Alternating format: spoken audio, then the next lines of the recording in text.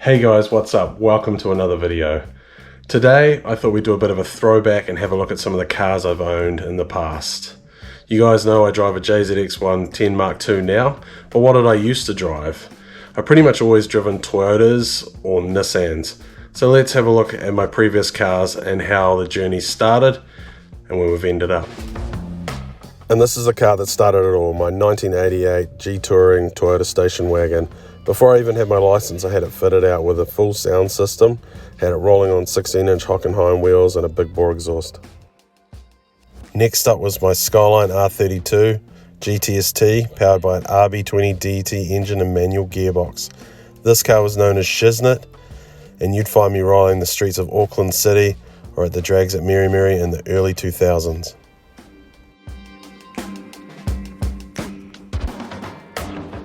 Next up was the S14 pre-facelift Silvia. Factory turbo manual, it had some goodies on it, straight out of Japan, Power FC, all sorts of stuff. This is what I learned to drift in on the street, and then decided it was time to take it more seriously and build something for the track.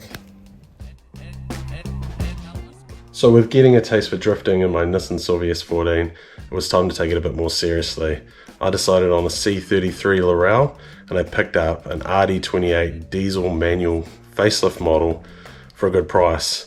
Then I went about putting an RB25 conversion into it and took it to the track drifting. I learned a lot driving this car, and it soon progressed into competition, then into D1 competition. It went from being a road car to a full-on track car.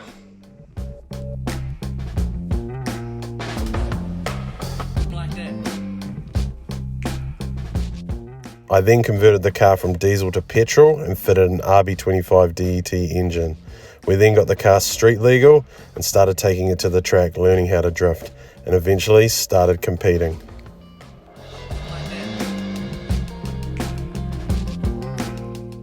Now I needed a new daily and tow car, and I decided on this JZX100 Chaser, which had a V8 1UZ manual swap. And this is when things started to get serious, when I started competing in D1 NZ Pro. The car went from a street car to a full-on track car.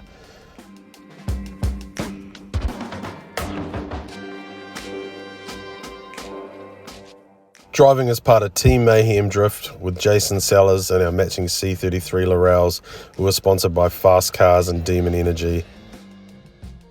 As well as D1 NZ, I started competing in the NZ Drift Series.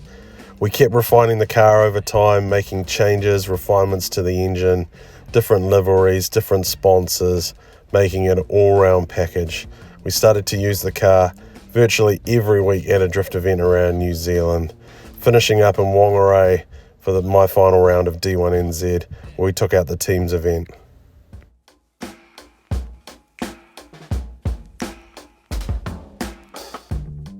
Next, it was time for another road car, and on to my second R32 Skyline. The R32 came fitted with an RB20 DET engine with a larger Steve Murch turbo, front-facing plenum, and a bunch of other mods.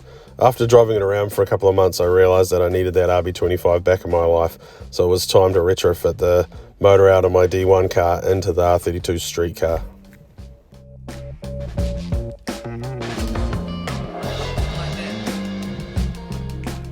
Then I picked up some better wheels and the car started to come together. Some AVS Model 5 18x9s up front and some Blitz 03 18x10s out back.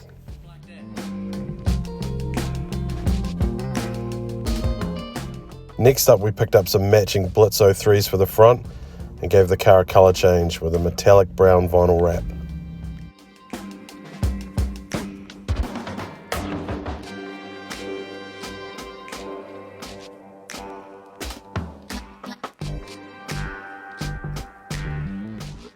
Next up, it was onto this awesome AE85 Levin, sporting a black top 4A GE engine.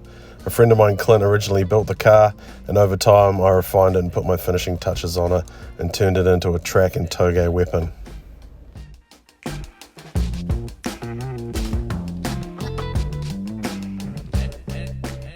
Hey guys, thanks for watching another video. Don't forget to like, subscribe and share if you enjoyed the content. Part 2 will be coming up very soon. We're also prepping the JZX100 Mark II for another track day, which is Chrome, which is a 2-day event coming up in a couple of weeks' time. And I'll be bringing you plenty of on-track action.